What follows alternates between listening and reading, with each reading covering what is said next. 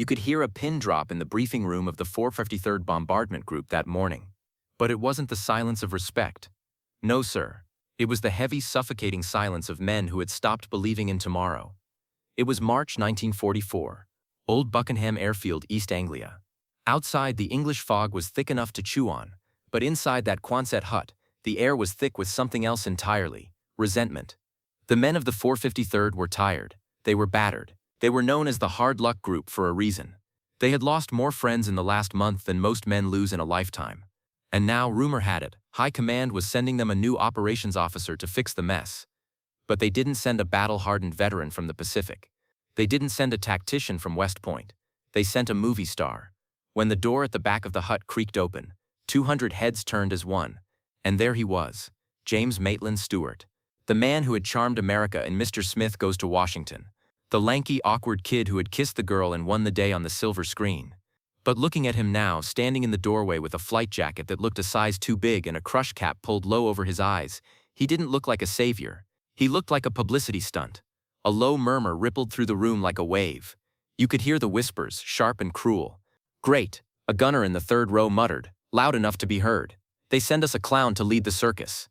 Jimmy Stewart didn't flinch. He didn't look at the gunner. He didn't look at the floor. He just walked. That slow, deliberate walk that everyone knew from the movies. But there was no camera rolling today. There was no director to yell cut if he tripped. He walked straight to the wooden podium at the front of the room.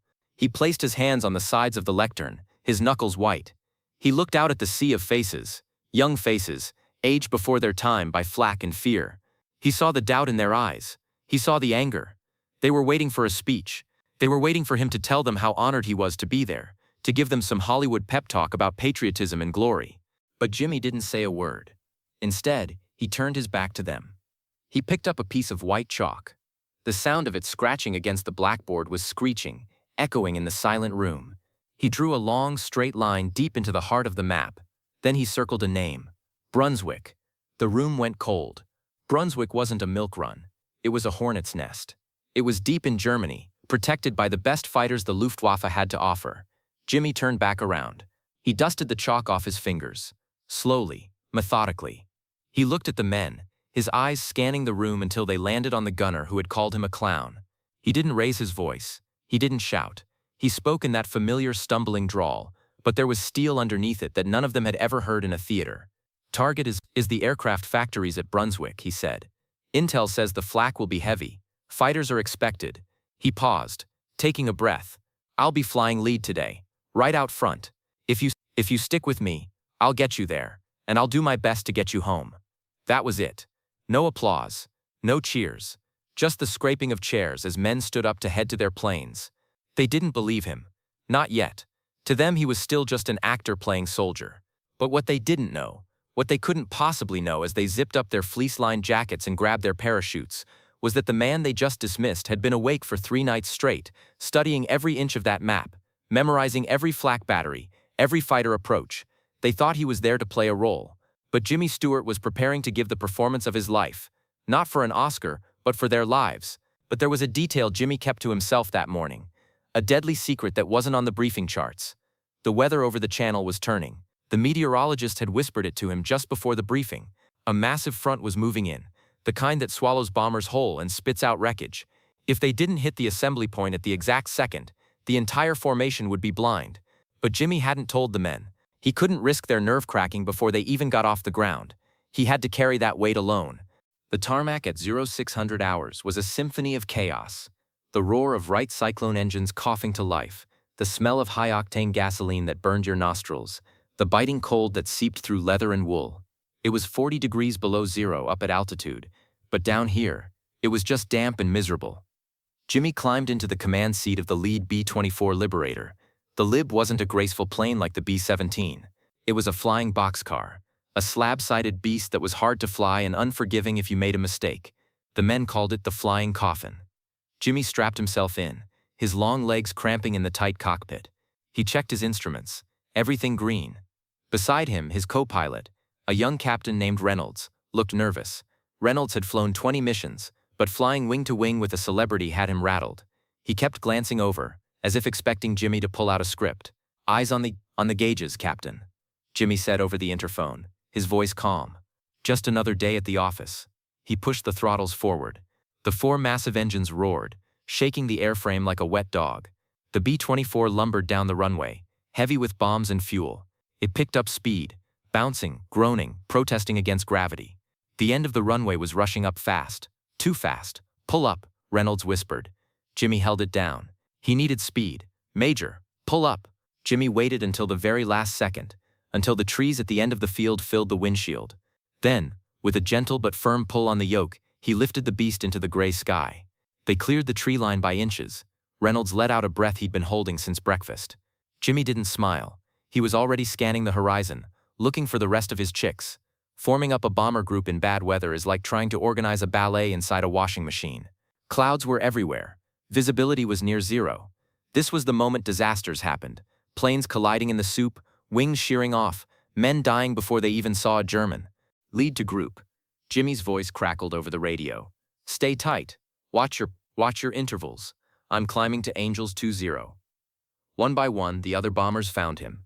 They emerged from the clouds like ghosts, slotting into formation behind Jimmy's plane. It was ragged at first. The pilots were skittish. They didn't trust the lead. They kept drifting wide, leaving dangerous gaps in the defensive box. Jimmy saw it. He knew that a loose formation was a death sentence. The Luftwaffe wolves looked for stragglers, for gaps in the herd. Tighten it up back there, Jimmy said, pressing the throat microphone. Purple Flight, you're drifting. Get in close. I want to be able to read your serial numbers. We're trying, lead, came the snappy reply from Purple Leader. It was Lieutenant Miller, the one the men called Tex, the hotshot. But you're flying too slow. Pick up the pace, Hollywood, or we're sitting ducks. The insult hung on the open channel. Every radio operator in the group heard it. It was insubordination, plain and simple. Reynolds looked at Jimmy, eyes wide, waiting for the reprimand, waiting for the major to pull rank. Jimmy just adjusted the throttle a fraction of an inch. Copy that, Purple Leader. Adjusting speed. Just keep your nose clean, Tex. He didn't take the bait. He didn't have the ego for it. He knew Tex was scared. He knew bravado was the only armor the kid had left. Jimmy wasn't there to discipline them. He was there to lead them. And leadership meant swallowing your pride so your men didn't have to swallow their teeth. They crossed the English Channel, the gray water churning thousands of feet below. As they hit the Dutch coast, the world changed. The sky, once empty, suddenly became a canvas of violence. Whump, whump, whump. Black puffs of smoke blossomed around them. Flak. It started light, just a few ranging shots from the coastal batteries. But as they pushed inland towards Germany, it intensified. The sky became a black field of exploding steel. The plane bucked and jumped with every near miss. Shrapnel rattled against the fuselage like hail on a tin roof. Steer 105, Jimmy commanded, ignoring the explosions that were rocking his world. Steady, steady. Most pilots would weave, trying to throw off the aim of the gunners below. But weaving broke the formation. Weaving messed up the bombardier's aim. Jimmy flew straight and level. It was the most unnatural thing a human being could do to fly directly into the path of things trying to kill you without flinching. Behind him, the men of the 453rd watched. They watched their lead plane take a piece of flak in the tail. They saw it shudder, then correct immediately. They saw it hold the line. And slowly, grudgingly, they closed the gaps. They tightened up. If the actor could take it, so could they. But the flak was just the opening act. The main event was waiting for them in the clouds above Brunswick. Bandits. The tail gunners' scream tore through the intercom. 6 o'clock high. 12, no, 20 of them. Jimmy looked up through the plexiglass. High above, silhouetted against the sun, a swarm of Focke-Wulf 190s was diving. They looked like angry hornets. They weren't going for the stragglers this time. They were coming straight for the front, straight for the lead ship. They knew. The Germans weren't stupid. They knew if they took out the leader, the formation would crumble. They were coming for Jimmy. Tracers zipped past the cockpit, green and angry lines of light. A 20mm shell smashed into the starboard wing, blowing a hole the size of a dinner plate. The plane lurched violently to the right. Engine 3 is smoking, Reynolds yelled, his voice cracking. Oil pressure dropping. Feather it, Jimmy said, wrestling the yoke with both hands. His muscles screamed. The B-24, with one engine dead and a full bomb load, felt like it was made of lead. Don't let them see us drop. Hold formation. He fought the plane. He fought the gravity. He fought the panic rising in his own throat. He forced the nose down, picking up speed, staying in front. He had to show them. He had to be the anchor. The fighters roared past, their cannons tearing chunks out of the group. A B-24 to their left exploded in a ball of fire, disappearing in seconds. No shoots. God help them, Jimmy whispered, but his hands never stopped moving. The attack was relentless. The Germans were making pass after pass, slashing through the formation like sharks. The radio was a chaotic mess of screams, call signs, and damage reports.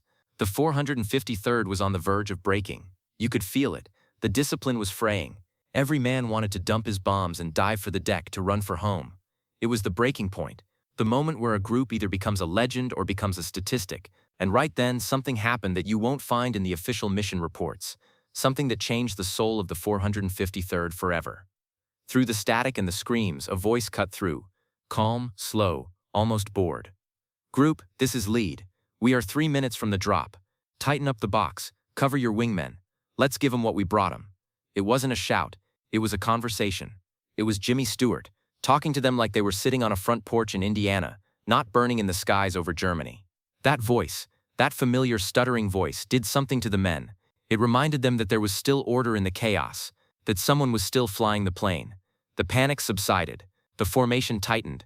The guns of the 453rd roared back in unison, a wall of 50 caliber fire that sent 2 German fighters spiraling down in flames. They made the drop. The bombs whistled down, obliterating the factory complex below. Mission accomplished. But the flight home? That's where the real story begins. Because as they turned back toward England, battered and bleeding, Jimmy looked at his fuel gauge. The needle was hovering just above empty. The fighting had forced them to burn too much gas, and they were fighting a headwind. And then, looking out the side window, he saw it. Tech's plane. Purple leader. It was trailing smoke. It was losing altitude, falling behind. The rulebook, the cold, hard military regulations said the lead ship never slows down for a straggler. You don't risk the whole group for one plane. You leave them. It's simple math. Jimmy looked at Reynolds. Reynolds shook his head. "We can't, Major. We barely have enough gas to make the coast ourselves. If we slow down, we swim." Jimmy looked at the fuel gauge. He looked at the smoking plane dropping back alone, into the jaws of the waiting Luftwaffe vultures. He looked at his own hands, steady on the controls. This is the moment where the Hollywood script usually cuts to a commercial. But this wasn't Hollywood. This was the cold, hard air over Europe, and Jimmy Stewart was about to make a choice that could cost him his command, his career, and his life. Before we see how Jimmy defied every order in the book to save a kid who hated him, if you want to ensure stories of true American grit like this aren't lost to time, go ahead and hit that subscribe button. It's a small click for you, but it keeps the memory of these heroes alive. Now let's get back to the cockpit. Jimmy Stewart didn't blink. He didn't consult the manual. He didn't call headquarters. He simply reached out with a gloved hand and pulled the throttles back. The effect was immediate. The massive B-24 shuddered as it fought against its own momentum. The roar of the engines dropped from a scream to a growl. The airspeed indicator unwinded. To the rest of the formation, it looked like suicide. A bomber flying straight and level at 150 miles per hour over enemy territory isn't a target. It's a gift. "Major," Reynolds barked, staring at the gauges in disbelief. "We're sitting ducks. If we slow down, the fighters will eat us alive." Jimmy looked out the side window. He watched as Tech's smoking plane, the Texas Rose, slowly caught up to them, limping like a wounded animal. He waited until Tex was tucked right under his wing, close enough to touch. "Reynolds," Jimmy said, his voice dropping an octave, "throttle back engines 1 and 4. Match his speed. We're going to walk him home." Over the radio, the silence was deafening. Every pilot in the 453rd saw what was happening. Their commander, the man they thought was a soft Hollywood fake, was deliberately turning his plane into a shield. He was placing his own fuselage between the wounded straggler and the German guns. "Lead. This is Purple Leader." Tex's voice came through, strained and panicked. "What the hell are you doing, Stewart? Get out of here. I can't hold this speed." You just keep her steady, Tex," Jimmy drawled. "I'm not going anywhere. We started this together, we finish it together." But the Luftwaffe wasn't going to let a sentimental moment pass. 2 Messerschmitt 109s spotted the slow-moving pair. You could almost feel their excitement. They banked hard, sunlight glinting off their canopies, and dove for the kill. "Bandits, 4 o'clock low, coming up fast." This was it. The moment of truth. Jimmy couldn't maneuver. If he turned, he'd leave Tex exposed. He had to fly straight. He had to take the beating. "Gunners," Jimmy said calmly. "Short bursts. Don't waste ammo. Make 'em count." The German fighters opened fire. 20mm cannon shells tore through the air. One struck the fuselage of Jimmy's plane, right behind the cockpit. The sound was like a sledgehammer hitting a metal trash can. The plane lurched, smoke filled the flight deck. Oxygen check. Jimmy coughed, his eyes watering. Is everyone okay? Waist gunner is hit, a voice cried out from the back. He's bleeding bad, Major. Jimmy's hands gripped the yoke so hard his leather gloves creaked. He wanted to dive. Every instinct screamed at him to take evasive action, but he looked to his right. Tex was still there, smoke pouring from his number 2 engine, struggling to stay airborne. If Jimmy moved, Tex died. It was that simple. Hold the line, Jimmy whispered to himself. Just hold the line. The top turret gunner opened up, the twin 50 calibers hammering away. One of the Messerschmitts flew right into the stream of tracers. It disintegrated in a flash of orange and black. The second fighter, seeing his wingman vaporized, broke off and dived away. They were alone again, but the damage was done. Jimmy's plane was riddled with holes. The wind howled through the cockpit, dropping the temperature to 50 below zero. Frost began to form on their eyebrows. The fuel gauges were tapping the red line empty peg. The English Channel looked endless that day. Gray, cold, and indifferent. They were gliding more than flying now. The engines were coughing, starved of fuel. Coastline in sight, Reynolds rasped. He sounded like an old man. Get ready, Jimmy said. As soon as we cross the cliffs, we put her down. Anywhere. A field, a road, I don't care. They crossed the white cliffs of Dover on fumes. The runway of Old Buckenham appeared in the distance, a strip of concrete that looked like heaven. Purple leader to lead. Tex's voice crackled, softer now. My hydraulics are gone. I can't get the gear down. Jimmy didn't hesitate. Belly her in on the grass, Tex. I'll clear the runway. We'll be right there with you. Jimmy brought his own battered ship down. The tires screeched against the tarmac, sending up puffs of blue smoke. He taxied off the runway just as his number 3 engine sputtered and died. Out of gas. They had made it with seconds to spare. He cut the switches. The props spun down to a halt, and then silence. After 8 hours of roaring engines, exploding flak, and screaming radios, the silence was heavy. It pressed down on them.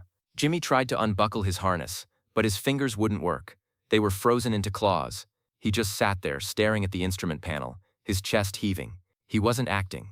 He wasn't rehearsing. He was a man who had stared into the abyss and dragged 20 men back out of it. The ground crew had to help him out of the cockpit. His legs were numb. He stumbled as his boots hit the ground, almost falling into the mud. Across the field, Tex's plane had skidded to a halt in the grass, a wreck of twisted metal. Medics were running towards it. Jimmy didn't wait for a jeep. He started running too, his stiff legs protesting every step. He got there just as they were pulling Tex out of the hatch. The kid was covered in oil and blood, but he was alive. He looked up and saw Jimmy pushing through the crowd of mechanics. The airfield went quiet.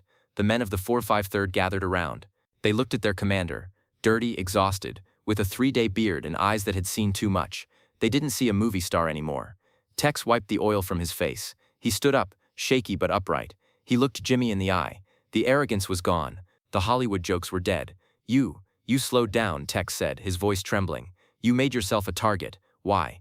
Jimmy reached into his flight jacket pocket. His hand shook as he pulled out a crumpled pack of cigarettes. He put one in his mouth but didn't light it. He just looked at the kid. Because the script said everyone comes home today, Jimmy said softly. Tex stiffened. He snapped a salute so sharp it could have cut glass. Thank you, Colonel. One by one, the other men saluted. The mechanics, the armorers, the pilots who had bet against him. They stood in the cold English mist and saluted the man who had proven them all wrong. Jimmy didn't salute back. He just nodded, turned around and walked slowly toward the debriefing hut. He walked with a limp that would stay with him for years, though the cameras would never show it.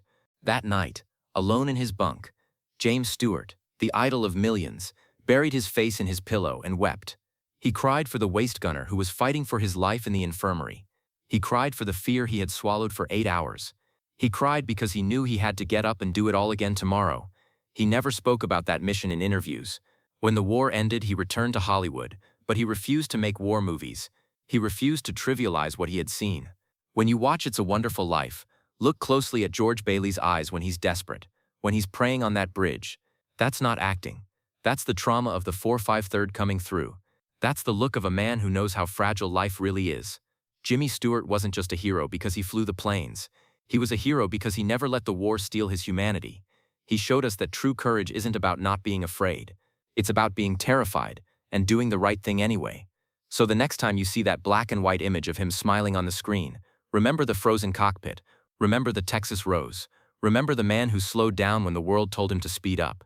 If this story of unsung bravery moved you, please, take a second to like this video and share it with someone who needs to hear it. And don't forget to subscribe.